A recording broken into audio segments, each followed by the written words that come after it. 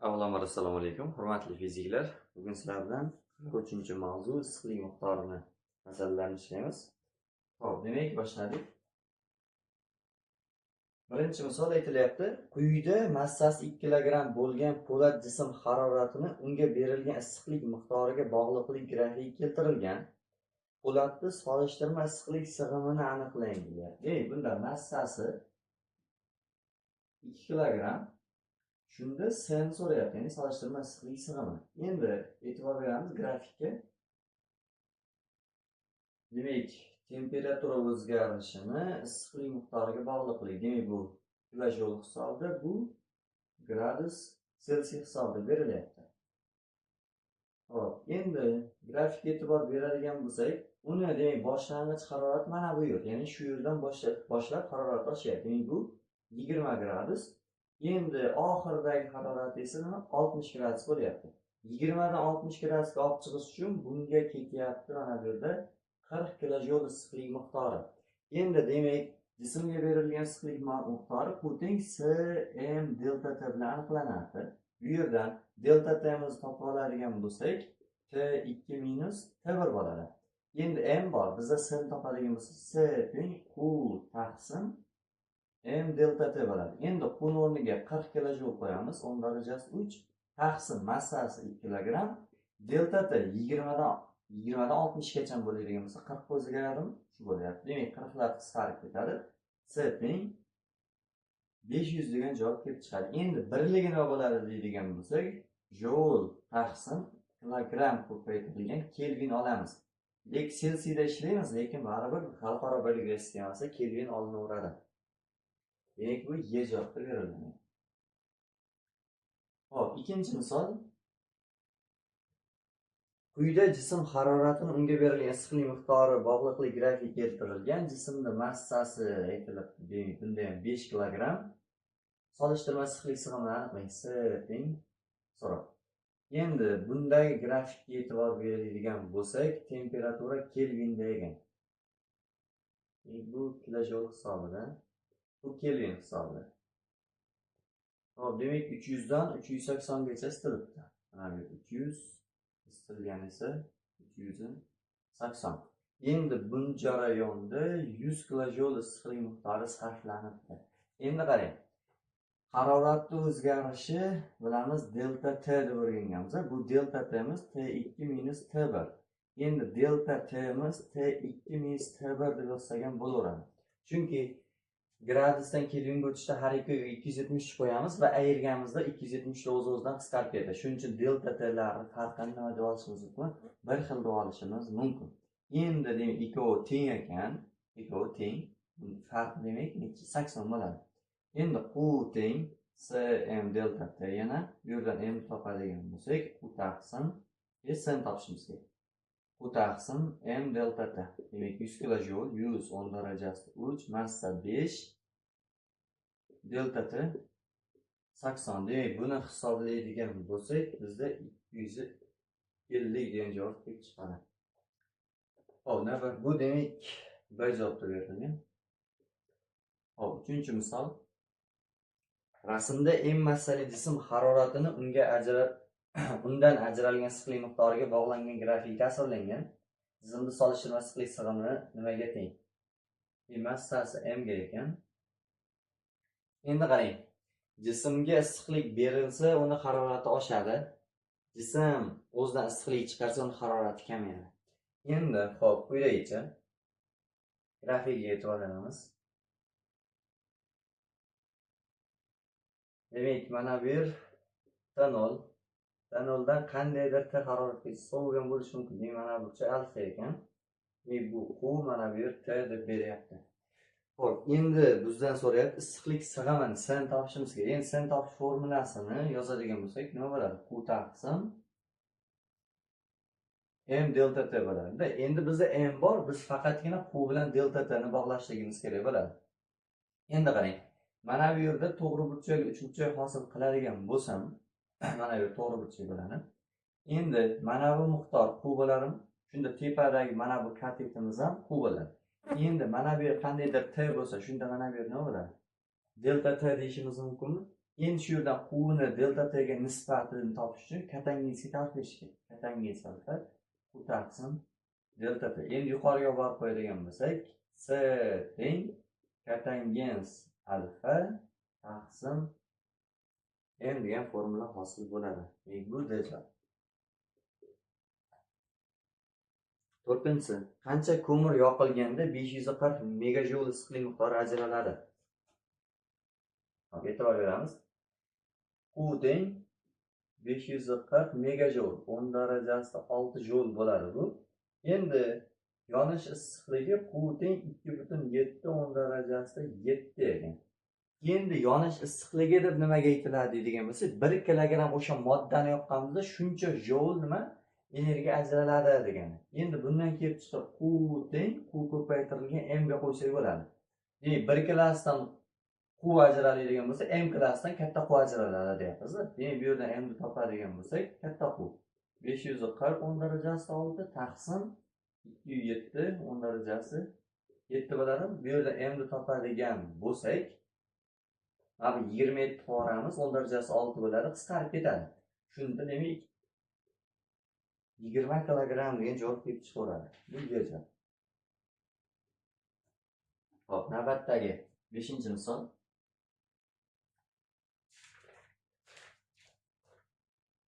Pechdagi 20 kilogramm o'tinni 70% yonganda ajralgan issiqlik miqdorini aniqlang. Demak, qarang.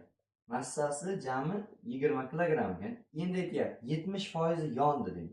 M yongani qancha bo'ladi shunda? 0,7 m bo'ladimi?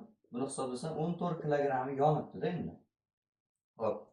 Demak, 1 klass yonganda 10 darajasi 7 joule ajralib chiqadi deydi. Endi Q teng m yongan qismi ko'paytirilgan Q desam bo'ladi. Demak, 14 ko'paytirilgan 10 darajasida 7 megajoule so'ragan uchun 140 megajoule deb yozsak bo'laveradi.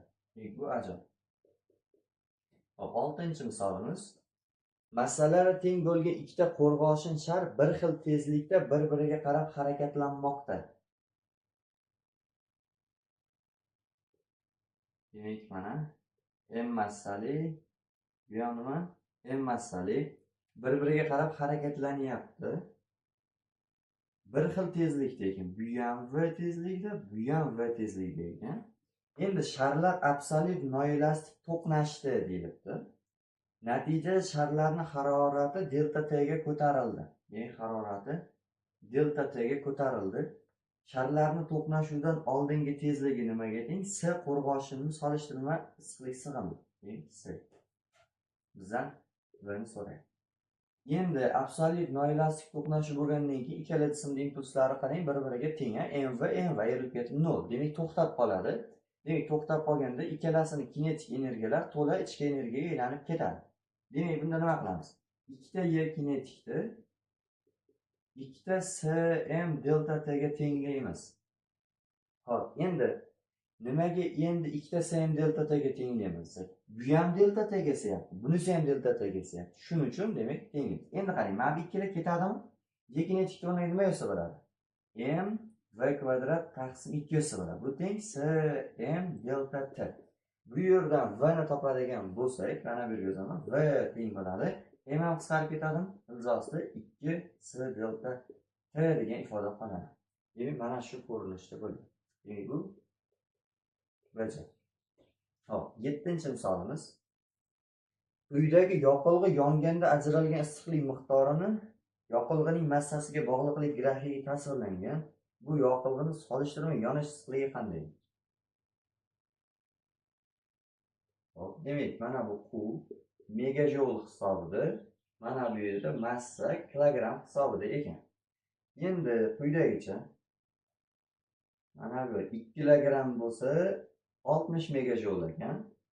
4 kilo bo'lsa nima ekan? 120 kilojoule ekan. Megajoule. Endi qarang, bunda qaysini birini olib ishlayman? 2 nimi? Mana 2 ga 60 nimi yoki 4 ga 120 nimi degan savol bo'lib qolishi mumkin-da. Endi bu misolda qarang, mana bu burchak alfani va bunga tangensga tarif bersangiz, hammasi bir xilmi? Demak, bular o'zgarmaydi. Ya'ni bir-biriga nima? Proporsional. Ya'ni 2 ni 2 marta orttiryapti, 60 ni 2 marta orttiryapti. Demak, xohlaganingizda ishlashingiz mumkin. Endi qulaylik bo'yicha kichikroq sonda ishlagan ma'qulroq. Demak, bizdan so'rayapti bunda solishtirma yonish issiqligini so'rabdi. Demak, bunda qarang. U teng u ko'paytirilgan nima bo'ladi? M bo'ladi. Endi bu yerdan quni topadigan bo'lsam, katta qu taqsim M kelib chiqadimi? Endi katta qu taqsim M ni qayerdan olaman deydigan bo'lsak, mana bu yer 0, to'g'rimi? 0 dan 60 gacha bo'lsa, mana bu yer qu bo'ladimi? Mana bu yer qu bo'ladi. Mana bu yer M bo'ladimi? Endi bu yer M bo'lsa, mana pasam M bo'ladimi? Shunda bitta tangensga ta'rif berib oladigan bo'lsak, demak, bu nimaga teng bo'ladi? Tangens alfaga. Demak, mana bunaqa misol kelib qoladigan bo'lsa, solishtirma issiqlik sig'imi nimaga teng yoki yonish issiqligi nimaga teng degan bo'lsa, quni shunchaki tangensga tenglashimiz yetarli bo'ladi. Endi tangensni ta'rif beramiz, 60 taqsim 2 bo'lyapti. Demak, bu 30 10 darajasida 6. Nimaga desak, bu megajoul hisobida berilgan. Yoki 3 10 darajasida 7 bo'lishi mumkin. Bu megajoul. Xo'p, navbatdagi 8-misolimiz. 42 gram spirt butunlay yondi. M teng 42 gram. 10 darajasi -3 bo'ladi.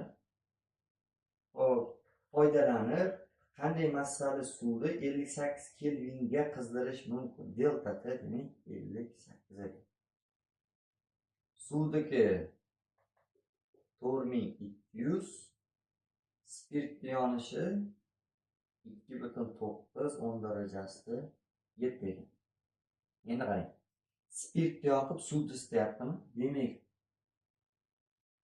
M Q teng bo'ladi. Bu tomondan S suv M suv delta T.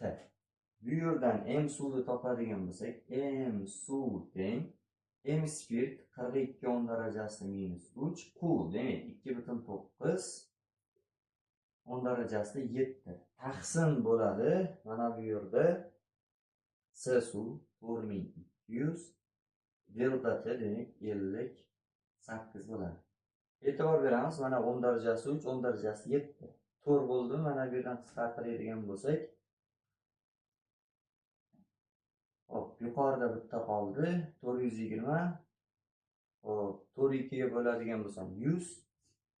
Mana bu 209 edi. Demak 100 ko'paytirilgan 209 taqsim 58 bo'ladi. Demak bunda 5 degan. Demak 5 kilogramm nima qilish mumkin? Isitish mumkin. Bu bo'yicha. Hop, navbatdagi 9-savol. 90 gradus haroratli 10 kilogramm suvni qaynatish va uni 100 grammini bug'ga aylantirish uchun qancha issiqlik miqdori kerak? Qarang. T1 dastlabki harorati 90 gradus ekan. 10 kilogramm. M teng 10 kilogramm. Shuni qaynatish kerak ekan. Keyin deyilyapti, buni M1 qismini yoki M bug' deylik, bug'ga aylantirish kerak bo'lgan qismi 100 gramm ekan. 0,1 kg desam bo'laveradimi? Shunga qancha issiqlik miqdori ketadi? Demak, bug'lantirishi bu 2 3 10 darajasi 6. Solishtirma issiqlik sig'imi 4200.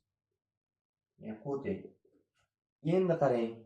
Suvni qachon bug'latish mumkin? Qachon kuni to'la qaynatib olishimiz kerak. Demak, to'la qaynatish uchun uni T1 haroratda 100 gradusgacha isitish kerak. Demak, Cm 100 minus T1. Endi mana hamma suvni qaynatib oldik. Endi buni mana bu qandaydir qismini bug'latamiz. Demak, R M bu. Mana shu holatda. Xo'p, buni hisob-kitob qiladigan bo'lsak, bizda 650 kilojoul issiqlik kerak bo'ladi ekan. Demak, bu bizdan azal. 10-savol.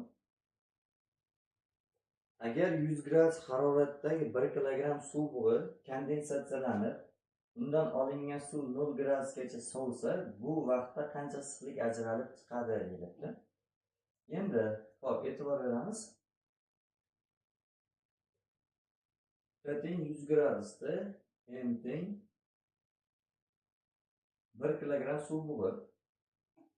Demak, bu T1 T2 demak 0 gradusli suvga aylandi. Bunda qancha issiqlik ajralib chiqadi? Demak, Q teng. Bu bug' birinchi navbatda kondensatsiyalanadi. Kondensatsiyalanganda ajralib chiqqan issiqlik miqdori Rm bo'ladi. Endi bu 100 gradusda nimaga aylandi? Suvga aylandi. Endi suv 100 gradusdan 0 gacha sovisa, bundan m delta t issiqlik miqdori ajralib chiqadi. Demak, bu yerda Q teng R bizda berilyapti 2,3 10 darajasida 6 plus C 4200 M 1 bo'lganicha hisoblamayapmiz. Delta T demak 100 gradus bo'ladi. Bu yerda Qni topadigan bo'lsak, teng bo'ladi 2,72 megajoule. Demak, bu bizda ajr. 11-savol. 100 gradus haroratli 100 gram suv bo'lib kondensatsiyalanganda ajralib chiqqan issiqlik miqdori qanday? T teng 100 gradus Celsiy, M teng 0,1 kilogramm yozamiz. R teng 2,3 10 darajasida 6 beribdi. Mana shu holatda. Endi qarang, mana suv bug'i 100 gradus bo'lgani uchun sovutmayapmiz. O'zi 100 gradusli bug' 100 gradusli suvga aylanaveradi. Lekin 150 gradusli bug' deb qo'ysa, uni avval 100 gradus esa bu holatda nima qilish kerak? Sovutish kerak bo'ladi. Endi demak, bunda Q teng R M desak bo'laveradi. Demak, buni ko'paytiradigan bo'lsak 0,23 10 darajasida 6 bo'ladi. Yoki kilojoule hisobi bo'lsa 230 kilojoule desak ham bo'ladi. Bu bajan. Xo'p, 12-misol. 100 gradus haroratdagi 27 gram suvni bug'latish uchun qanday massali etil spirtini yoqish kerak? Endi qarang. T suv. Suvning harorati necha ekan? 100 gradus ekan. M suv. Suvning massasi 27 gram. Demak, 0,27. Yo'q, mana buni yozaylik. 27 10 darajasi -3. Uni nima qilish kerak ekan? Bug'latish kerak. Xo'p, endi qarang, buni bug'latish uchun qancha ketadi deydigan bo'lsak, Q teng R M ketadi. Endi bu 2 3 10 darajasi 6 ko'paytirilgan 27 10 darajasi -3 bo'ladi. Endi buni bug'latish uchun kerak bo'ladigan, ya'ni issiqlik miqdorini topib oldik. Endi savolning ikkinchi qismiga o'tadigan bo'lsak, aytilyapti, qancha spirt yoqish kerak deydi. Spirtning yonish issiqligining 50% bug'lantirish uchun ketadi. Ya'nietta necha ekan? 50% ekan. Bunda spirtga u spirt teng ekan bizda 2,7 10 darajasida 7 ekan. Endi qarang. Spirtdan M spirtni so'rayapti bizlar. Endi qarang, Q teng jam ajralib chiqqan issiqlik miqdori N spirt Q spirt bo'ladimi? Xo'p, endi deylar, buni 50% mana bu quvga teng bo'lishi kerak. Endi buni ko'paytiraman, 5 ikkala quvlarni tenglab olamiz. Tenglab olishimiz natijasida xo'p, M spirt topadigan bo'lsak, M spirt teng 2,3 27 10 darajasida 3 taqsim 0,5 spirtniki demak 2,7 10 darajasida 7. Bu yerdan M spirt teng bo'ladi. Demak, 12-savolda xo'p 4,52 gram bo'ladi ekan. Gram hisobi. Demak, bu sizga. Xo'p, 13-savol.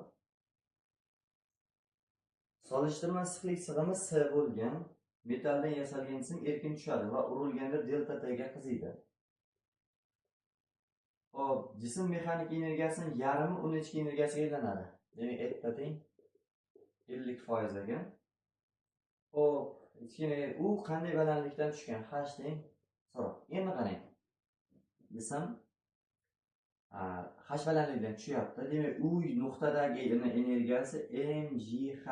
Shu energiyasini 50% deyapti. Demak, etta taqsim 100. Shunisi uni isishiga sarf bo'ladi. Isishi endi Cm delta T. Bu yerda massalar qisqarib ketadi. Shunda H topadigan bo'lsak, C delta T taqsim mana bu yerda J ko'paytirilgan ettani qismi. Demak, C delta katta T edi mana bu. C delta T o'zgartiraylik. J ko'paytirilgan etta bizda nima edi? 0,5 bo'ladi. Demak, bu 2C delta T taqsim J degan balandlikdan tushib kerak ekan. Demak, bu baja. Hop, 14-savol. Ma'lum balandlikdan to'kilgan potensial energiyasining 42% ichki energiyalanadi. Demak, potensial ko'paytirilgan etta taqsim 100 teng bo'ladi delta nimaga? U ga. Energiya sarf bo'ladi. Hop, suv 0,2 gradusga qiziydi. 0,2. Suv qanday balandlikdan to'kilgan? H teng so'roq. Endi qarang, mana bu formulaga qo'yamiz. H teng S demak suvdagi 4200 delta T 0,2 taqsim J 10. Foydalanish koeffitsiyenti necha bo'lyapti? 42% ekan. Demak 0,42 desak bo'ladi buni. Demak shundan H topadigan bo'lsak, bizda 200 metr degan javob chiqadi. 15-savol. 15-misol. 100 metr taqsim sekund tezlikda uchayotgan qo'rg'oshin o'q yog'ochga kelib urildi va unga tiqilib qoldi. Bunda ajralgan issiqlik 74% yog'ochga.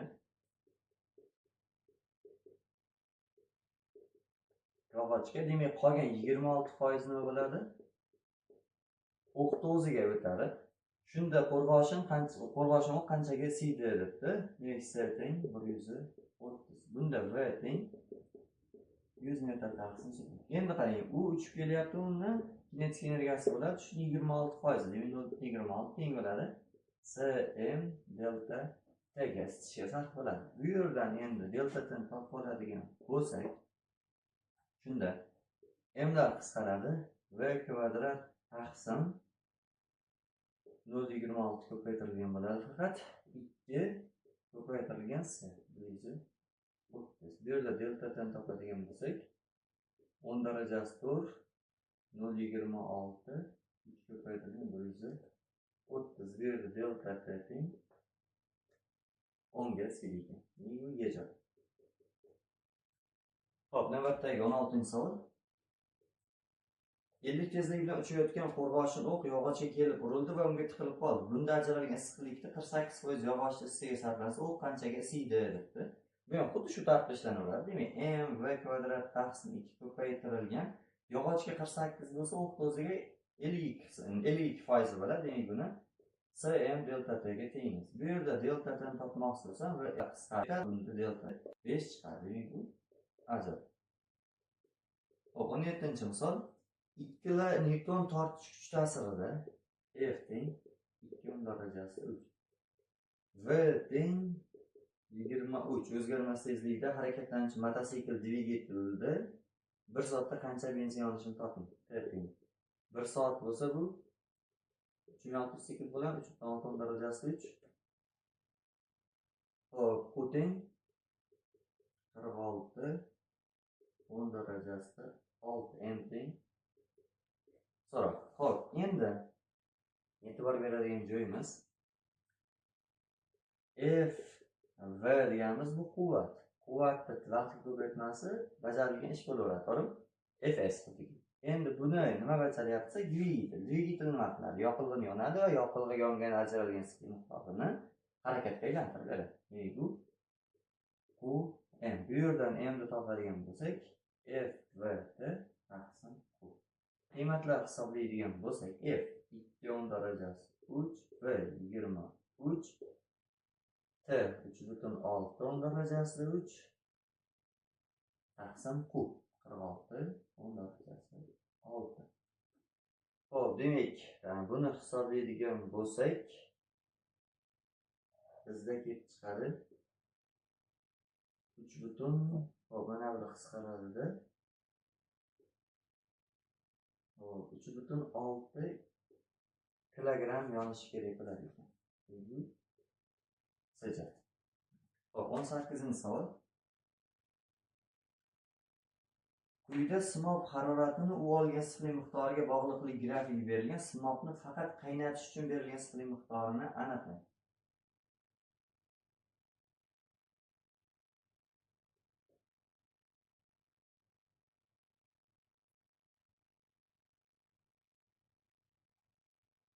Mana shu holatda ekan. Endi demak, mana bu qism 9, bu yer 69, mana bu yer 0 kilojoule hisobli. Endi qarang. Mana bu 27 dan 357 Selsigacha ekan. Demak, bu dastlabki harorat 27 edi. Endi uni qaynatish uchun avval uni qaynash haroratigacha isitib olish kerak. Demak, 27 357 gacha nima qildik? Isitdik. Demak, qaynash haroratiga olib chiqdik. Endi uni qaynash jarayonida uni temperaturasi nima qilmaydi? O'zgarmaydi. Demak, temperatura o'zgarmaydigan oralikdagi issiqlik miqdorini topib qo'yishimiz yetadi. Demak, Q teng 69 minus 9. Demak, bu 60 kilojoule bo'ladi. Demak, bu SJ. 19-savol. Quyidagi suv haroratining uvolgan issiqlik miqdoriga bog'liqligi berilgan. Suvni faqat qaynatish uchun qancha ketgan deyapti. Demak, bu shu qaynaydiganda harorat nima qilmaydi? O'zgarmaydi. Bilib olishimiz kerak. Demak, bu 70 dan 520 gacha ekan. Demak, bunda Q teng 450 kilojoule bo'ladi. 20-savol. Xo'p, bunda aytilibdi, quyida qo'rg'oshin haroratini olgan issiqlik miqdoriga bog'liqlik grafiki berilgan. Qo'rg'oshinni faqat eritishga sarflangan issiqlik miqdori. Xo'p, endi eritishga deyilibdi. Bu ham deyarli bir xil savol.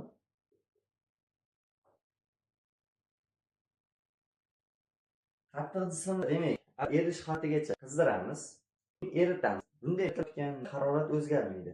Eritganimizdan keyin uni nimasini, haroratini suyuqlikda o'zgartirish mumkin. Demak, erish jarayoni deganda mana shu harorat o'zgarmaydigan qismda olishimiz mumkin bo'ladi. Endi bunda 240 dan 390 gacha bo'lsa, 240 dan 390 gacha ekan. Demak, Q teng necha bo'ladi ayirmasi? 150 kilojoule bo'ladi. Demak, bu bizni ajoyib.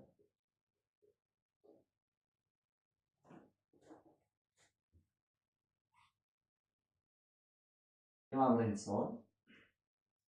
20 kilogramm qalayning 30% ni eritish uchun zarur bo'lgan issiqlik miqdorini aniqlang. Demak, massasi 20 kilogramm. 30% deyilibdi.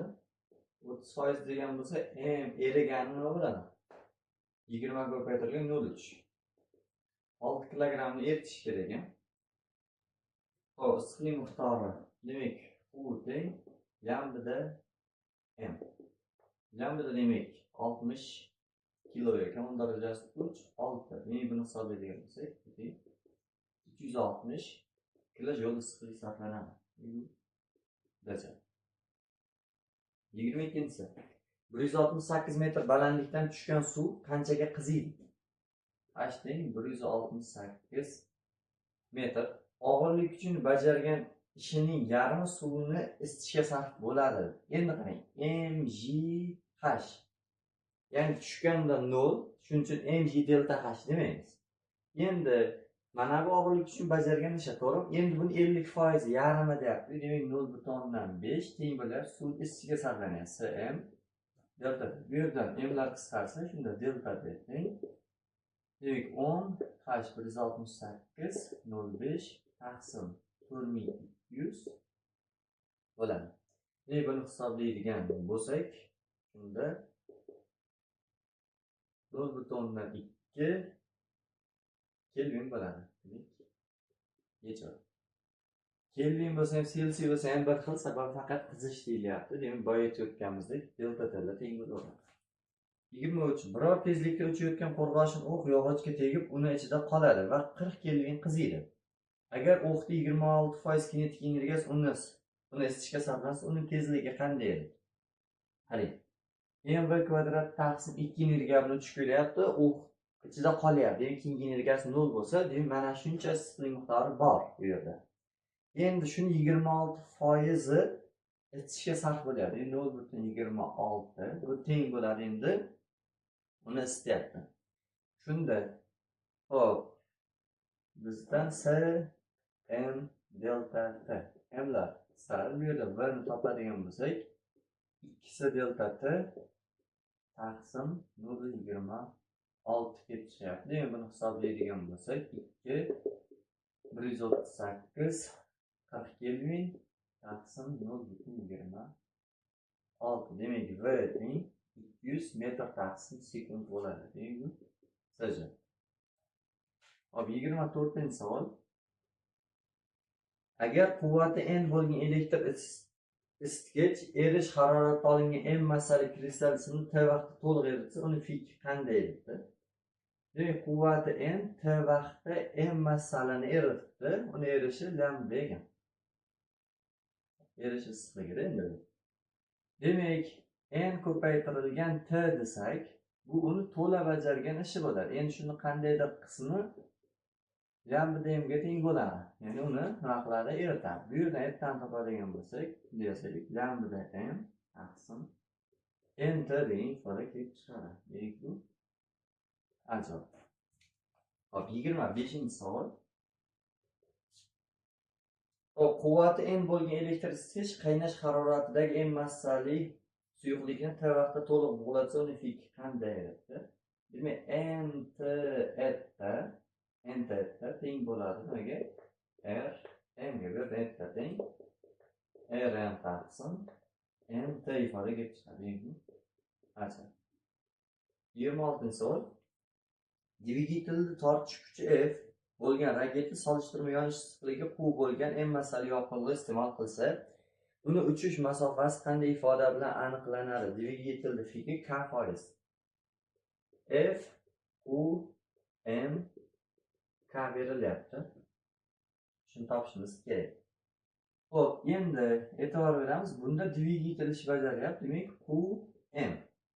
Sababi dvigatelda yonyapti. O'shani qandaydir nimasi K foizi. Endi K foiz taqsim nima qolamiz? 100% qolamiz-da. Chunki qismga o'tkazyapmiz. Bu teng bo'ladi nimaga bizda? Hop, masofa so'ralgan. Demak, F ko'paytirilgan S desak bo'ladi. Ya'ni kuchni ko'chishga nimasi ko'paytamiz. Bu yerdan S topadigan bo'lsak, Q M K taqsim foizlarni yo'q qilib nima bo'ladi? 100 F bo'ladi. Bu sajab. 27-savol. -20 gradus haroratli muz isitildi va 20 gradus haroratli suvga aylandi. Ichki energiyani haroratga bog'liqlik bo'lgan grafiklardan qaysi biri bu jarayonga mos keladi? Muz isitildi va 20 gradus suvga aylandi. Demak, T teng 0, T 2 teng 20 gradus. Nimaga endi 0 ni qo'shdik? Sababi muzni isitib to'g'ridan to'g'ri suvga aylantirib bo'lmaydi. Uni avval 0 gacha isitamiz, keyin eritamiz, keyin suyuq holatda isitishimiz mumkin bo'ladi. Endi bizga aytilyapti, haroratni ichki energiyaga bog'liqlik. Demak, dastlabki holatda uni harorati -20. Demak, o'shanda uni qandaydir nimasi ichki energiyasi bor. Shu ichki energiya oladigansa, mana bu -20 harorat, mana bu yerda necha bo'ladi? 20 haroratmi? Endi qarang. Shunda dastlab uni demak 0 gradusga olib kelamiz. 0 gradusga olib kelganimizda qandaydir hozir energiyasi bor. 0 gradusga olib kelganimizda nima bo'ladi endi? Ichki energiyasi nimaga teng bo'lyapti? Mana shu holatda.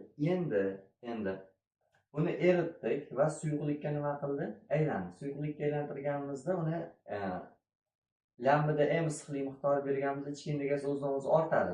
Ortgandan keyin boshqa holatdan davom etadi. Demak, bunda 0 dan qanchacha isyapti?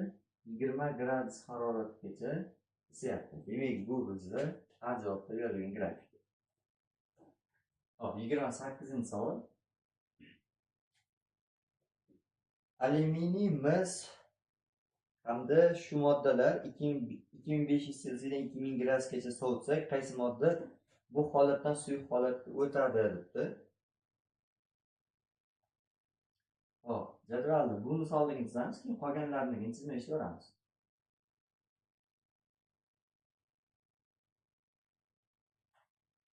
Hop, demak, modda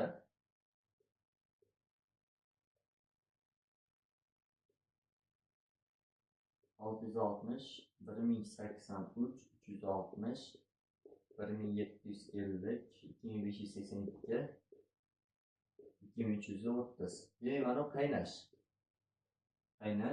Mana bu erish. Demak, mana modda turi.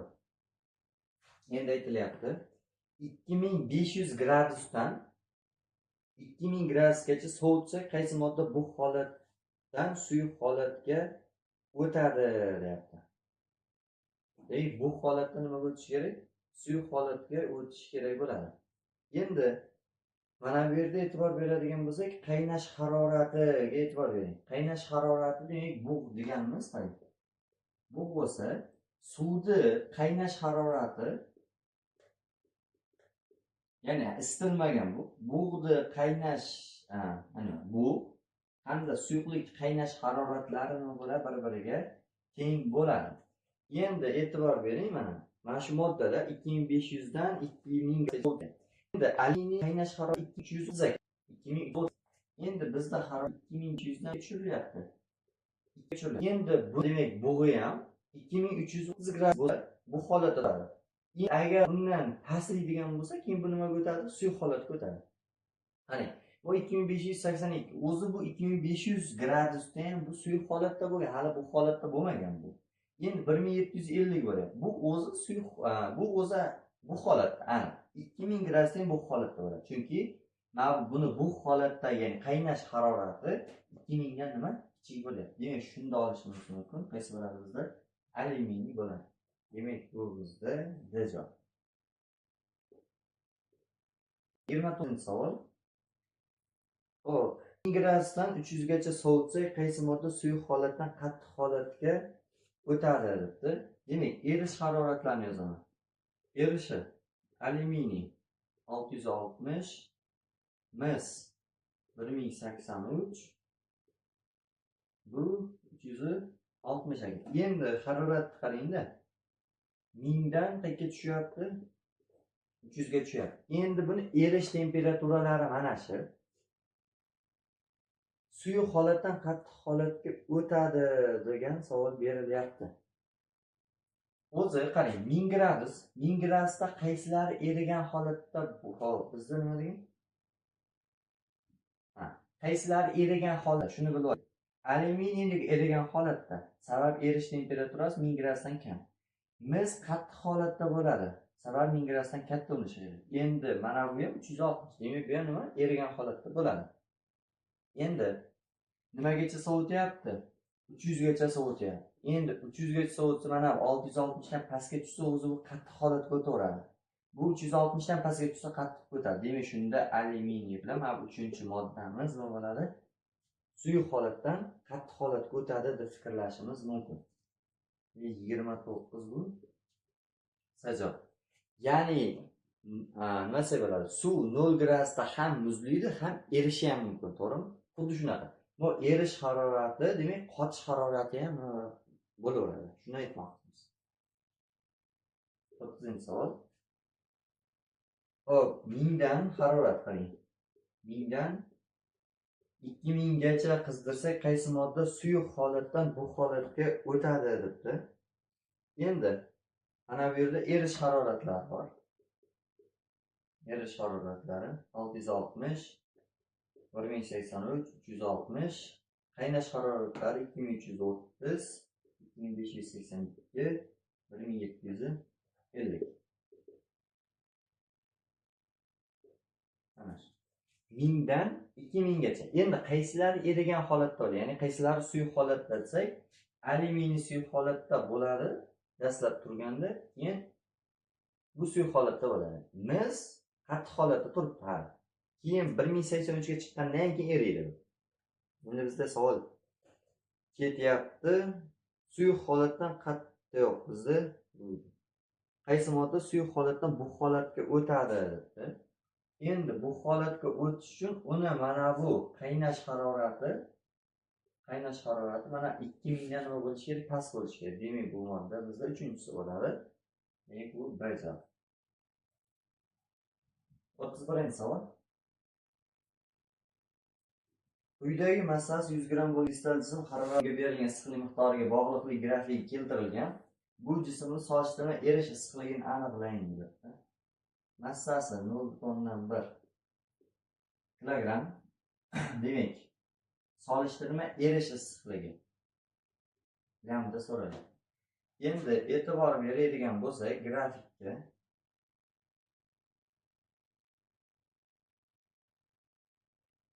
kilojulda mana bu temperatura -20, 0, mana bu yerda 20.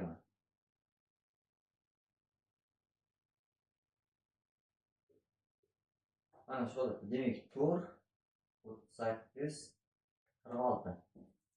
Endi qarang. Mana bu dastlabki harorati. Endi buni 0 gacha nima qildik? Isitdik. 0 gacha isitganimizdan keyin uni eritishimiz kerak. Mana bu nima bo'ladi bizda? Erishga ketgan issiqlik miqdori. Erishga 4 dan 38 gacha bo'lsa, bunga ketgan issiqlik miqdori nima bo'ladi? 34 kilojoule bo'ladi. Xo'p, endi demak Q teng lambda ko'paytirilgan m deydigan bo'lsak, bu yerdan lambdan topishimiz kerak. Lambda teng Q taqsim ketgan issiqlik miqdori 34 kilojoule. 10 darajasi 3 taqsim 0.1. Buni hisoblaydigan bo'lsa 340 bo'ladi. Demak 340 bo'lsa bu D javob bo'ladi. 32-savol. Quyidagi muz haroratini vaqtga bog'liqlik grafiki berilgan. Muzni erish uchun qancha vaqt sarflangan? Endi qarang, muzni eriyotgan nuqtada uni nimasi o'zgarmaydi? Harorati o'zgarmaydi. Bu bizda tayyor. Minut hisobida. Bu T. Mana bu yer. -10 dan 0 ga chiqdi. Keyin qolgan vaqtda 0 dan 20 gacha chiqadi. Harorat o'zgarmayotgan nuqta mana bu. Demak, bu nima bo'ladi? Uni erish oralig'i, ya'ni erish oralig'ida bu 20 dan 35 gacha. Demak, T teng 15 minut davomida bu nima qilgan? Erigan deyishimiz mumkin. Demak, bu bizda B javob. Xo'p, 33-savol.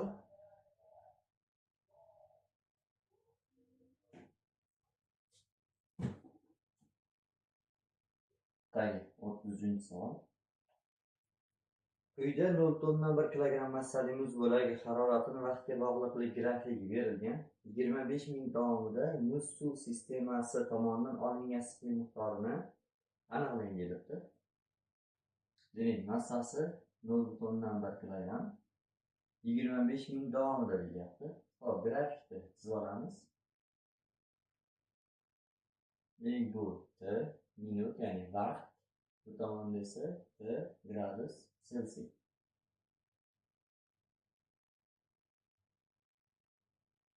Grafik quyidagicha -20 gradus, mana bu yer 0, bu yerda esa 50 gradus ekan. Endi e'tibor beradigan bo'lsak, dastlabki muzning harorati -20 ekan. Endi muzni 0 gradusgacha nima qilinibdi? Isitilibdi. Va 0 gradusga isitilgandan keyin keyingi oralikda harorat o'zgarmagan holatda vaqt o'tyapti.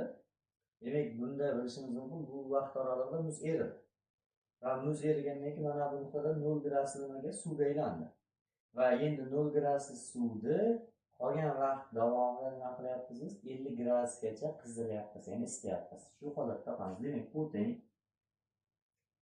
S muz m 0 -20 plus eritamiz lambda m plus endi suyuqlik holatida nima qilamiz? 0 dan 50 gacha isitamiz. Demak, 50 minus 0 desam bo'ladi. Demak, shunda muzni solishtirma issiqlik sig'imi 2000, erish issiqligi 350 000, suv solishtirma issiqlik sig'imi 4000 ekan. O'rnlariga qo'yadigan bo'lsak, shunda Q teng bo'ladi bizda 59 kilojoule ekan. Demak, bu bizda B javob bo'ladi. Hop, 34-savol. Qattiq jism dastlab suyuqlikka, keyin esa to'la bug'ga aylandi. Quyida uni haroratini u olgan issiqlik miqdoriga bog'liqlik grafiki berilgan deyapti. Grafikni chizib olamiz. Quyidagicha.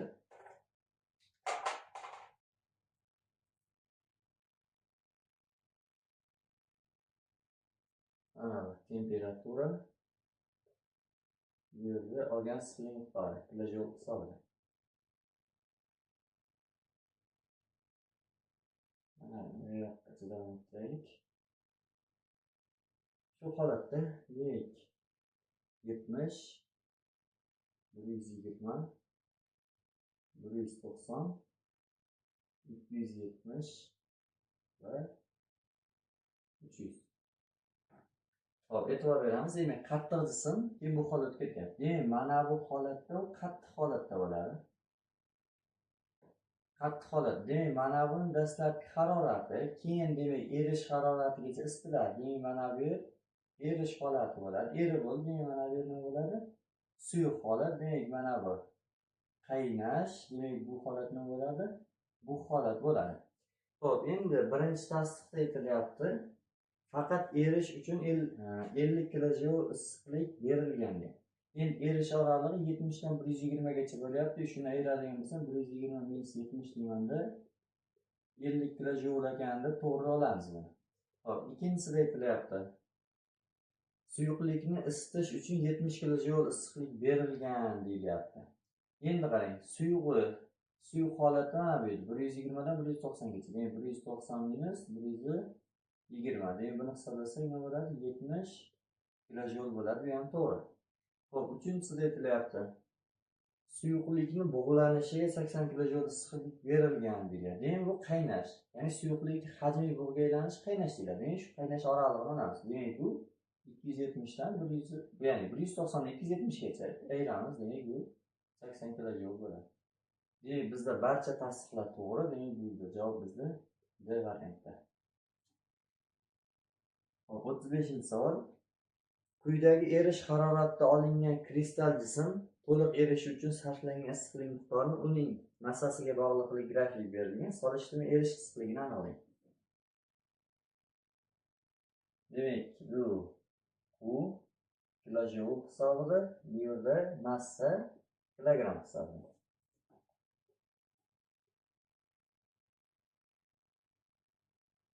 Mana bu 2, 4, 50, 100. Xo'p, endi kristal jism erish haroratida deyapti. Demak, U teng yammida ko'paytirilgan m. Ya'ni m massali jismni to'liq eritish uchun kerak bo'ladigan issiqlik miqdori. Endi shu bo'yicha ishlaydigan bo'lsak, mana Q bizda 50 ekan, yozaman. Demak, Q teng 50 kilojoule, massasi esa 2 kilogramm. Demak, bu yerdan lambdadan topadigan bo'lsak, yuqoridan topsak, Q taqsim m. Demak, o'rniga qo'yadigan bo'lsam, 50 10 darajasi 3 taqsim 2 bo'ladi. Demak, bu 25 10 darajasida 3 deyishimiz mumkin bo'ladi. Yoki 25 ming. Bu siz. Endi qarang, mana 4 bilan 100 dan olsak bo'laveradi. Chunki alfa nima bo'lyapti? Har ikkalasi bir xil. Ya'ni bu yerdan lambdadan topsangiz nima bo'ladi? Bu taqsim m bo'ladi. Bu burchak nimasiga, tangensiga teng bo'ladi. Hop, 36-misol. Uyda massasi 10 kilogramm bo'lgan qalay haroratni unga berilgan issiqlik miqdoriga bog'liqlik grafiki berilgan. Qalayning solishtirma erish issiqligini aniqlang. E'tibor beramiz, massasi 10 kilogramm. S teng 230. Hop, grafik quyidagicha.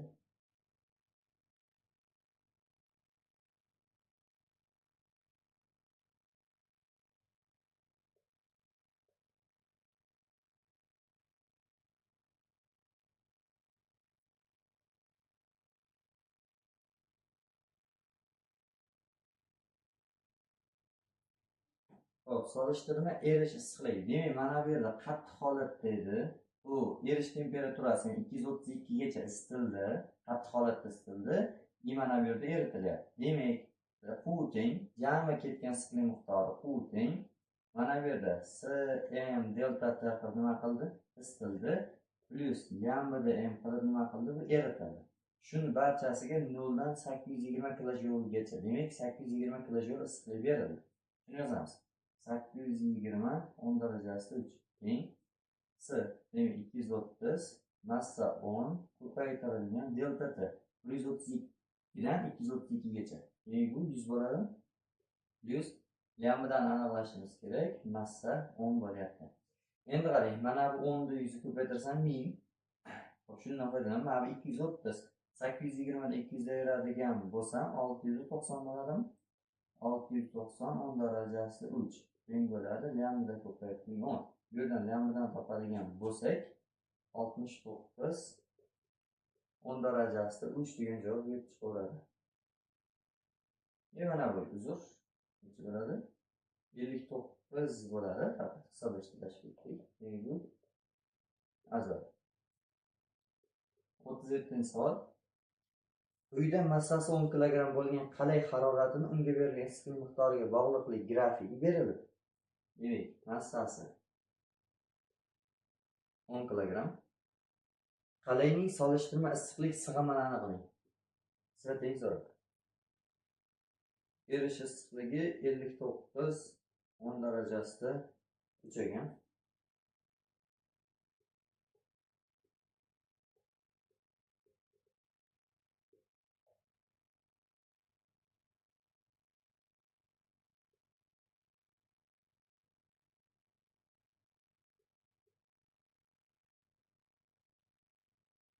Demak, qattiq holatda isitish hamda eritish.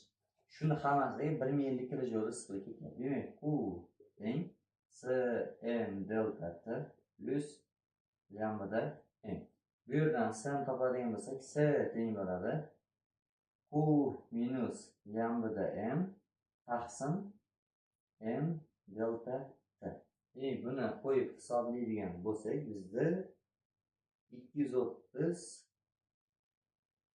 degan javob kelib chiqadi. Bu S. Hop, 38-savol. Quyida massasi 4 kg bo'lgan qo'rg'oshin haroratini vaqtga bog'liqlik grafigi berilgan. Massasi 4 kg bo'lgan qo'rg'oshin bor. Qo'rg'oshin tomonidan 25 minutda yutilgan issiqlik miqdorini aniqlang. Demak, S 140 ekan, lambda 25-10 darajasida o'lchagan.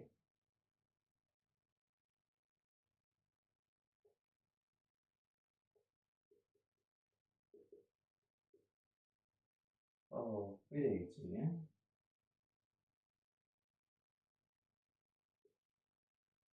Mana bu 0, 20, 25.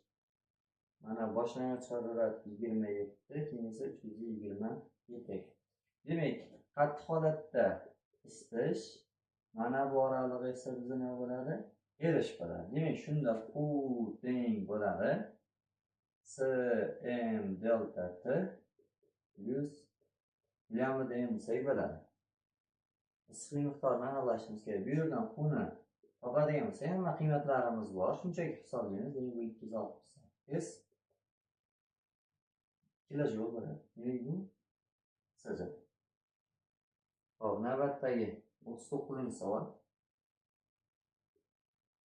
Uyda massasi 0,2 kg bo'lgan muz bo'lagi haroratining vaqtga bog'liqligi berilgan. Muz bo'lagi ekan. 30 minut davomida muz suv sistemasiga berilgan issiqlik miqdorini aniqlang deyapti. S muz 2 kilojoule, ya'ni 210 darajasida 3. S suyuqlik 410 darajasida 3. Lambdasi bo'lsa 350 10 darajasida o'lchagan. Xo'p, endi buni grafikiga qaraydigan bo'lsak,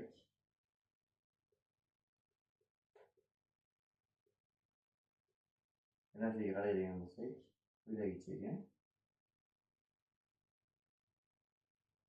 Xo'p, mana bu 30 minut ekan. Mana bu yer -20 gradus ekan, bu yer esa 50 gradus ekan.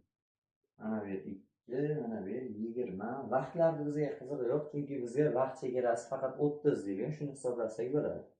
Endi berilgan issiqlik miqdori nimalarga sarf bo'ladi? Muzni erish haroratigacha isitish uchun. Ya'ni S muz m. Endi erish temperaturasi bilamiz 0 gradus. Demak, 0 minus -20 deymiz. Plus 0 gradusga chiqarib olganimizdan keyin eritamiz. Ya'ni eritsak, lambda m issiqlik miqdori kerak. I plus uni eritib oldik. Endi 0 gradusda suv bo'ldi. Uni 50 gradusga isitamiz. S suyuqlik m. Endi 0 dan 50 gacha issa, demak 50 minus 0. Demak, buni hammasini hisoblaydigan bo'lsak, bizda 118 kilojoule issiqlik miqdori berilgan. Demak, bu baja. Xo'p, navbatdagi 40-savol. Quyida massasi 0,3 kg suv bo'lgan suv haroratining vaqtga bog'liqlik grafiki berilgan. 30 minut davomida suv muz sistemasida ajralgan issiqlik miqdorini toping. Endi qarang, bunda muzni suyuqlikka aylantirish uchun unga issiqlik beryotgandik. Endi o'sha qanaqadir temperaturadagi suv muzlaganda o'zidan qancha issiqlik olgan bo'lsa, o'sha issiqlik nima qilib chiqarib yuboradi. Xuddi shu tartibda ishlaymiz. Demak, Q teng, qarang, uni dastlabki harorati T bo'lsa, S suyuqlik M T minus 0. Nima qildi? 0 gacha sovuganda ajralgan issiqlik miqdori plus lambda M. Qotganda chiqqan issiqlik miqdori plus.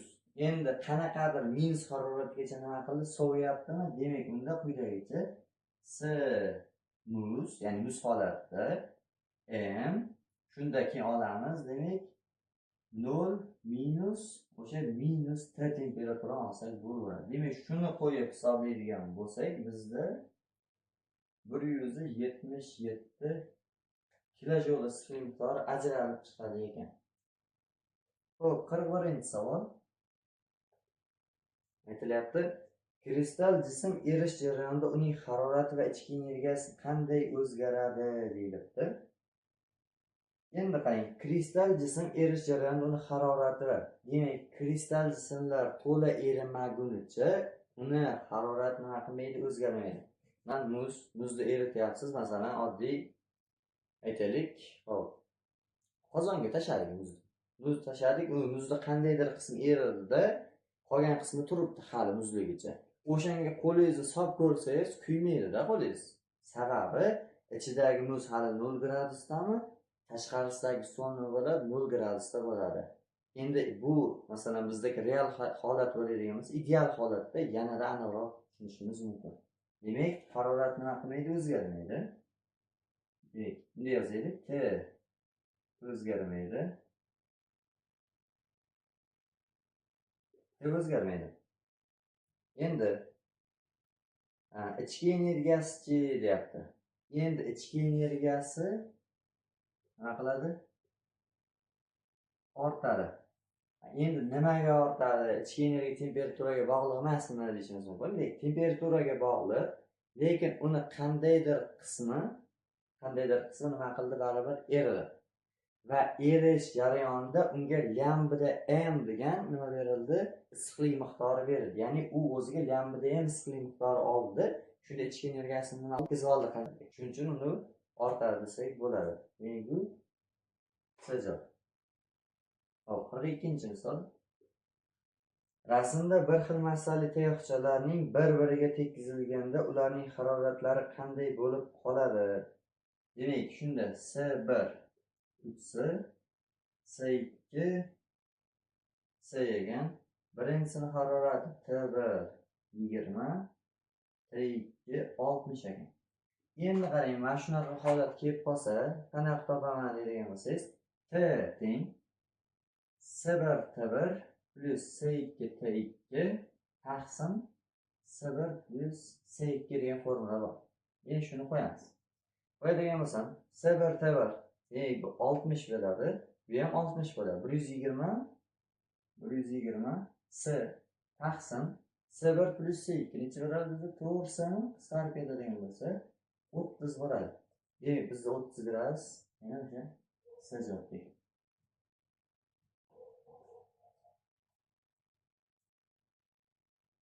Navbatdagi 43-savol. Rasmda ko'rsatilgan idishlardagi suvlarni bitta idishga quyildi. Aralashma harorati 40 gradus bo'lsa, ikkinchi idishdagi suvda hajmi necha litr? Demak, umumiy temperatura 40 gradus Selsiy bo'ldi. Shunda birinchisining hajmi 2 litr, temperaturasi 20 gradus Selsiy. Ikkinchisining hajmi noma'lum V, temperaturasi esa 50 gradus ekan. Aralashmani hajmlari yig'indisi keyingi hajmga teng bo'ladigan bo'lsa, T teng V1 T1 plus V2 T2 taqsim V1 plus V2 degan formula ishlatishimiz mumkin. Ya'ni bular issiqlik sig'imlari bir xil, ya'ni bir xil suyuqliklar bo'lgani uchun shu formuladan foydalanyapmiz.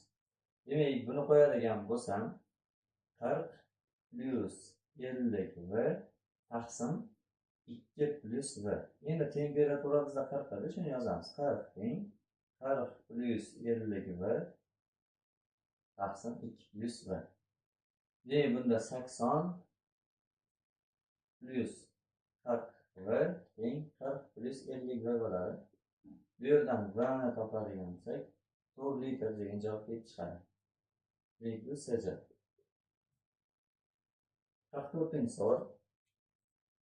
Rasmda sharlar bir-biriga tekkizilsa, ikkala sharning ham harorati 30 gradusga teng bo'ladi. Natijaviy temperatura 30 gradus ekan. Sharlarning issiqlik sig'imlari o'rtasida qanday bog'liqlik bor deyilibdi. Demak, birinchisining harorati 50 gradus, ikkinchisining harorati 10 gradus Selsiy ekan. Demak, bunda T teng S1 T1 plus S2 T2 taqsim S1 plus S2 dan foydalanamiz. T o'rniga demak 30 teng 50 S1 plus 10 S2 taqsim S1 plus S2. Demak, buni proporsiya qilib oladigan bo'lsak, 30 S1 plus 30 S2 50 S1 plus 10 S2 bo'ladimi? Shunda 20 ta S1 teng bo'ladi bizda. Bu gap o'tadi. Bu ham 20 ta S2 ga. Shunda 20 lar sarfida S1 teng S2. Demak, issiqlik sig'imlari bir xil ekan. Bu D. 45-misol. Massalari bir xil bo'lgan 3 ta po'lat shar bir-biriga tekkazilib, issiqlik muvozanatiga keltirildi. Natijaviy haroratni aniqlang. T teng T1 plus T2 plus T3 taqsim 3. Ya'ni bir xil sharlar hamda massalari ham bir xil bo'lsa, ular temperaturalarini qo'shib teng 3 ga bo'lishimiz yetarli bo'ladi. Ya'ni bu 3 ta bo'lgani uchun agar 4 ta bo'lsa, 4 tani qo'shib 4 ga bo'lamiz va hokazo holat ketaveradi. Demak, 10 gradus, 35 gradus hamda 45 gradus. Demak, 3 ga bo'ladigan bo'lsak, bunda 30 gradus Selsiy harorat qaror topadi. Demak, 46-savol. Qizib turgan jism suvga tashlandi. Haroratni vaqtga bog'lanish grafiki yordamida suv va jismning issiqlik sig'imlari nisbatini toping debdi. Xo'p, endi qizib turgan jism suyuqlikka tashlansa, uni harorati kamayadi. Suyuqlik harorati esa nima qiladi? Ortadi. Va bunda olingan hamda berilgan issiqlik miqdorlari teng bo'ladi. Demak, Q berilgan, ya'ni issiqlikni nima beradi deydigan bo'lsak, issiqlikni soviyotgan metal beradi. Demak, S metal M delta T, ya'ni T metal minus T. Ya'ni T temperatura qaror top. Endi U olingan teng S suv M suv T minus T suv. Ya'ni suvda harorat ko'tarilib, metallik tushadi. Shu bo'yicha yozyapmiz. Bunda demak, qizib turgan jism suvga tashlandi, harorat vaqtida issiqlik sig'imlari deyilib, solishtirma issiqlik sig'imi haqida gap ketmoqda.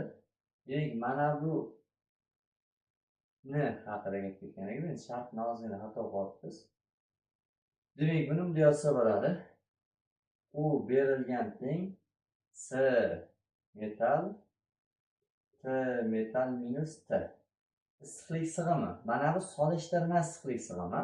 Ya'ni birlik massaga to'g'ri keluvchi solishtirma issiqlik sig'imi bo'ladi. Umumiysi bu solishtirma issiqlik sig'imi bo'ladi. U olingan teng S suv T minus T suv. Tenglab oladigan bo'lsak, shunda qani mana shu yuqori qismga yozaylik. Shunda S metal ko'paytirilgan. Harorati grafikga qarasak 80 dan 40 gacha tushyaptimi? 80 minus 40 teng S suv ko'paytirilgan. Harorati 20 dan 40 gacha chiqadi. Demak, 40 minus 20 bo'ladi. Demak, shunda buni ersam mana bu yerda 40 qoladi, buni ersam 20 qoladi. Shunda S suv teng bo'ladi. Nimaga? 2 S metal. Demak, suvdagi jismdagidan, ya'ni metaldagi 2 marta katta. Demak, bu azob bo'ladi. Xo'p, navbatdagi 47-savol. Antratsit va quruq yog'och aralashmasidan tashkil topgan yoqilg'ini solishtirma yonish issiqligi S teng 25 10 darajasi 6. Aralashmada antratsit va quruq yog'ochning massalari nisbati m1 taqsim m2 qanday? Xo'p, demak, Q1 solishtirma yonish degan. Mana bu Q. Q1 30 10 darajasida 6, Q2 esa 10 darajasida 6 deb olamiz. Xo'p, endi Q teng Q1 M1 plus Q2 M2 taqsim M1 plus M2 formuladan foydalanamiz. 10 lar qarang, 10 darajasi 6 deb qo'ymayman. Sabab hammasida bor, surat vaqtida qisqaradi baribir. Shuning uchun ya'ni qisqaradimiz, o'zi qoladi o'sha qiymat. Shuning uchun mana bu 25 30 10 bo'yicha ishlayveramiz. Demak, natijamiz 25 teng 30 ko'paytirilgan M1 plus 10 ko'paytirilgan M2 taqsim M1 plus M2. Demak, 25 M1 plus 25 M2 30 M1 plus 10 M2. Hop, bundan 5 ta M1 teng 15 M2. Shunda M1 ni M2 ga nisbatlaydigan bo'lsak, M1 taqsim M2 bo'ladi bizda 3 ga. Bu bo'yicha. Hop, 48-savol. Massalari M1 teng M, M2 teng 4m bo'lgan ikkita mis bo'lagi bir xil miqdorda issiqlik berildi. Kattasini harorati 15 kelvinga ko'tarilsa, kichigini harorati qanchaga ko'tariladi deydi.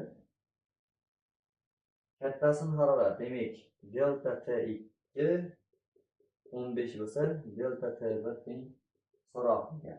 Endi bir xil issiqlik miqdori berildi deyilyapti. Demak, Q teng Cm delta T dan foydalanamiz.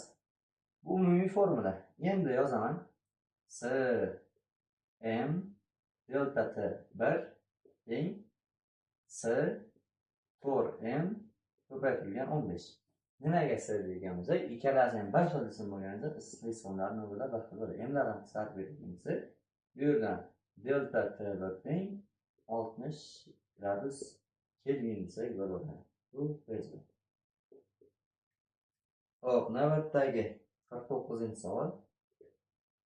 Qo'rg'oshindan qilingan sharcha 28 metr balandlikdan qattiq plastinka ustiga tushdi.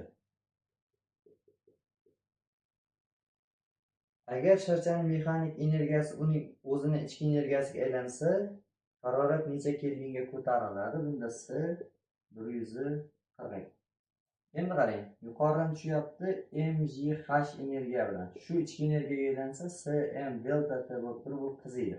Shunda massalar qisqarib ketdi va delta T ni topadigan bo'lsak, GH 280 taqsim S 140. Bu 2 kelvinga yoki 2 gradus Selsiga nima qiladi? Isiydi deyishimiz mumkin. Bajo. Hop, 50-savol. Bir xil haroratli qo'rg'oshin sharlar bir-biriga qarab 28 tezlik bilan harakatlanmoqda. V1 teng V2 har ikkalasi 28 metr taqsim sekunddan. Absolyut noelastik to'qnashuvdan keyin sharlarning harorati necha kelvin ko'tariladi? Bunda S 140. Endi e'tibor beramiz, ikkita shar bir-biriga qarab kelyapti. Har ikkalasi kelayotgani, demak 2 Y kinetik energiya bilan kelyapti. Shunda ularni kinetik energiyasi to'laligicha ichki energiyaga aylanib ketadi. Demak, buni o'rnimizda 2 U bo'ladi. Shunda ikkilar qisqarib ketdi, Y kinetik U. Demak, bu yerda Y kinetikimiz M V kvadrat taqsim 2 U miz bo'lsa, C M delta T. Massalar qisqarib ketadi. Shunda delta T ni topadigan bo'lsak, V kvadrat taqsim 2C. 28 kvadrati ko'paytirilgan, ya'ni taqsim 2 ko'paytirilgan bo'lsa, 40 deyishimiz mumkin. Shunda buni hisoblaydigan bo'lsak, hop, 20 mana bu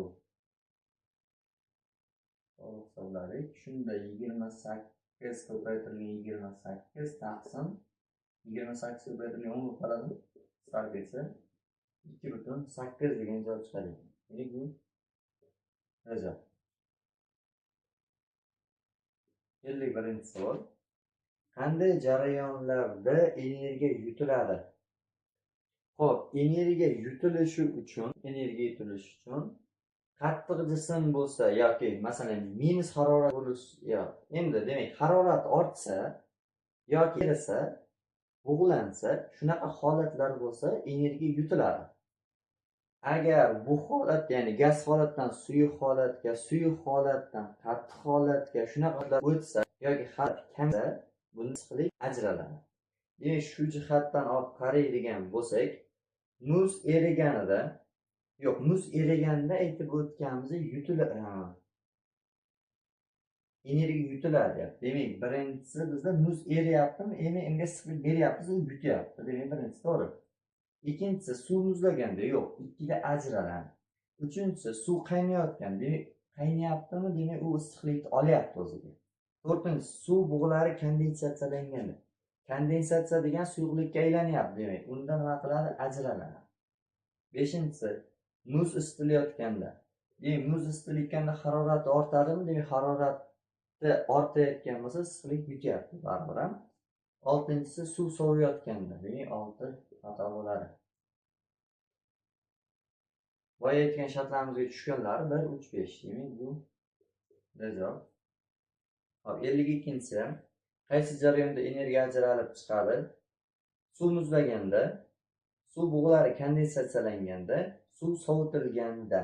Demak, bu 2, 4, 6 bo'ladi. 52-si 2, 4, 6. Bu javob. Hop, 53-sini ham ko'rib o'taylik. 53-si. To'g'ri fikrlarni ko'rsating debdi. Muz eriyotganda harorat ko'tariladi, harorat o'zgarmaydi. Ikkinchisi, uchinchisi ichki energiyasi ortadi, to'rtinchisi ichki energiyasi kamayadi, beshinchisi molekulalar o'rtacha kinetik energiyasi o'zgarmaydi, molekulalar o'rtacha kinetik energiyasi ortadi. To'g'ri javob 2, 3, 5. Men bu javob berdim. Hop, 54-savol. 263 Kelvin haroratdagi M masali muzda 273 Kelvin haroratli suvga aylantirish uchun berilgan issiqlik miqdorini aniqlang. S muzning solishtirma issiqlik sig'imi deyilibdi. Qarang. Temperaturasi, muzning temperaturasi 263 Kelvin ekani. Bu nimaga tushadi? -10 gradus bo'ladimi? Endi demak uni avval nima qilish kerak? 0 gradusgacha isitib olishimiz kerak. Demak, shu holatda Q teng bo'ladi S muz M delta T'miz, demak 0 - T muz.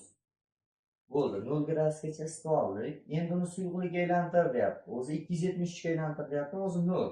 Shunchaki uni nima qilsak bo'ldi, biz eritsak bo'ldi. Demak, buni hisoblaydigan bo'lsak, S muzni solishtirma issiqlik sig'imi debdi. S M haroratini nima bo'ladi? 10 plus yambida ko'paytirilgan M. Bundan M'ni chiqarib oladigan bo'lsak, 10 S plus yambida bo'ladi. Demak, bu qisqa javob. Hop, 55-savol. Quyidagi kristal moddaning harorat vaqt grafigi berilgan. Erish jarayoni qaysi nuqtadan boshlangan va qaysi nuqtada tugagan? Aytib o'taman. Erish jarayonida jismning harorati o'zgarmaydi.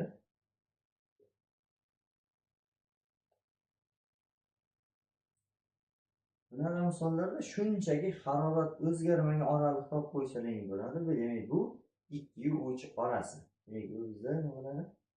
Bu javob bo'ladi. Hop, 56-savol. Uyda massasi 5 kg bo'lgan qo'rg'oshin haroratining olgan issiqlik miqdoriga bog'liqlik grafigi berilgan. Qo'rg'oshinning solishtirma erish issiqligini aniqlang deyapti. Xo'p, demak, bu misolimizdan yuqorida ishlagan misollarimiz kabi mayda ishlab ketamiz yana. Temperatura, issiqlik miqdori,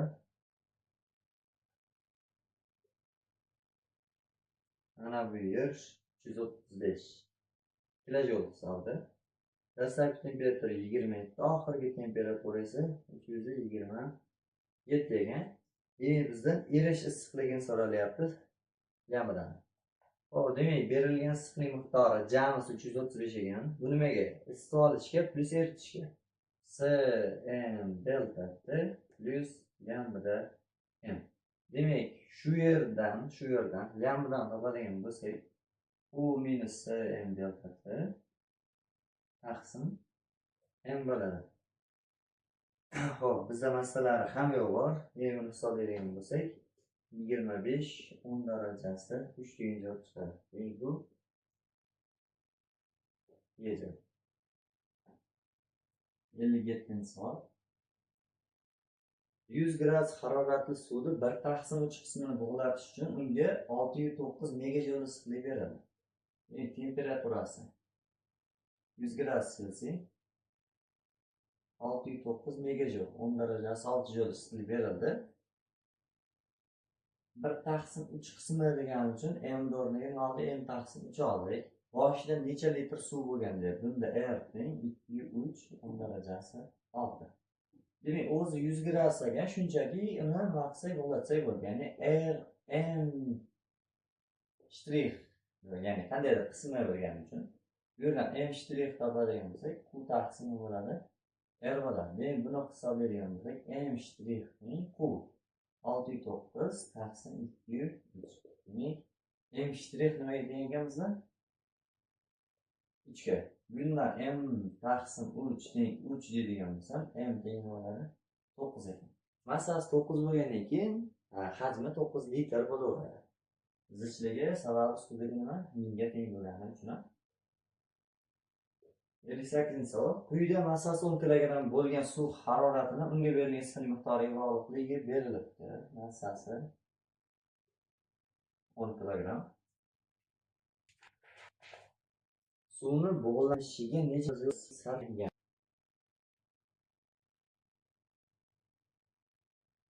Temperatura u kilojulda.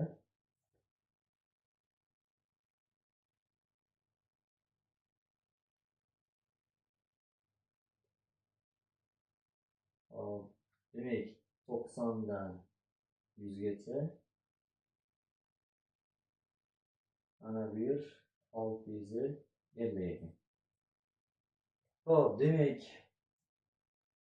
suvni bug'lanishiga, demak, mana bu yer isish, ya'ni 100 gradusgacha, keyin mana bu yer bug'lanishga to'g'ri keladi. Demak, bunda Q teng bo'ladi Cm delta T plus lambda m deyishimiz mumkin. Endi demak, mana bu lambda m bo'ladi, bizda bug'lanish issiqligi. Shuni toping gapda. Demak, lambda m teng Q. Jamisi 0 dan 650 gacha. Demak, 650 kilojoule 10 darajasida 3 minus suv uchun 4200 ko'paytirilgan massasi 10, delta T ham 90 dan 100 gacha bo'lgani uchun 10. Demak, bu yerda lambda m teng bo'ladi. Hop, bu 420 bo'ladi. 650 dan 420 ni ayiradigan bo'lsak, 230 kilojoule degan javob chiqadi. Bu bo'lsa. Hop, 59-savol. Quyidagi modda haroratini unga berilgan issiqlik miqdoriga bog'liqligi tasvirlangan to'g'ri fikrda ko'rsating.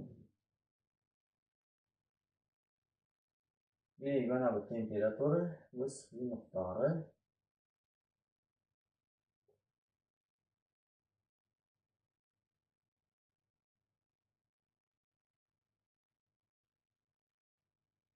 Yozing xatoslik.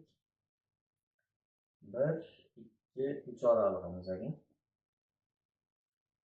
Hop, modda haroratiga berilgan issiqlik miqdoriga to'g'ri fikrda ko'rsating deyapti. Hop, mana bu yerda qarang, harorat o'zgarmayapti. Demak, harorat o'zgarmaydigan oralig'larimiz bu yoki erish bo'ladi yoki bug'lanish bo'ladi. Endi mana bu oraliqqa qaraydigan bo'lsa, ya'ni ikkita teng haroratlar bo'lyapti. Demak, bu pastkisi ko'proq erishga to'g'ri keladi. Demak, mana bu nima bo'lyapti bizda? Erish harorati keyin 2 bu suyuqlikka aylanib qoldi, erib bo'ldi. Demak, suyuqlik holat isidi. Endi isigandan keyin mana bu nima qildi? Bug'lanishga to'g'ri keladi. Demak, birinchisi erish. Mana bu yerga 1 erish. Ikkinchisi demak, hop bizda ikkinchi oralig'imiz nima dedik? Suyuqlikda isish bo'lyaptimi?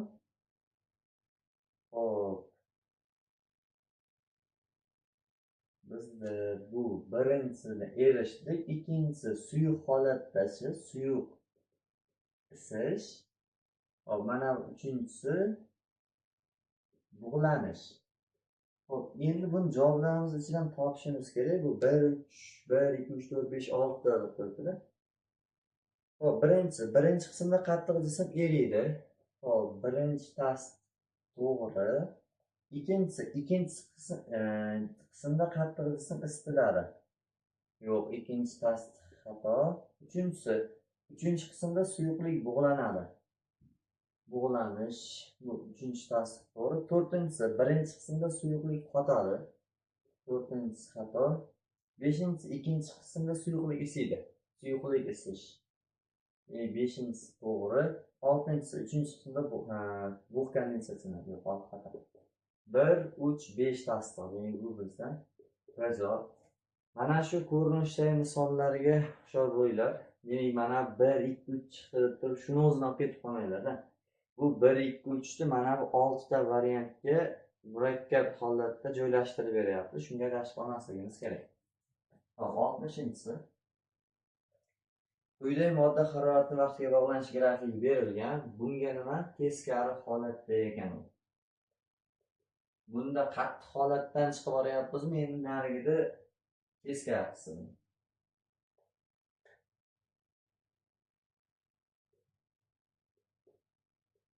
Xuddi shuni teskarisi. 1 2 3 bo'lyapti. Bunda nima deymiz endi? Bunda mana bu holatdan kondensatsiyalanyapti o'z-o'zidan. Hop, endi ikkinchi holatda suyuqlik soviyapti. Uchinchi qismda qotyapti. Demak, bu bizda 1 2 3 tasdiq ham bo'ladi, ham to'g'ridan to'g'ri joylashtirish bu. Demak, bu bizda siz javob berishimiz mumkin. Mana bu jarayonni yaxshilab o'rganib oladigan bo'lsak, bunisi biz uchun muammo emas-da. Qarang. Mana bu issiqlik bitayotganda yuqoriga qarab chiqadigan bo'lsa izidan, ya'ni harorat ortib borayotgan bo'lsa, issiqlik ajralib chiqayotganda iznadan nima qilamiz? Pastga tushamiz. Xuddiki shunaqa tushunib olishimiz ham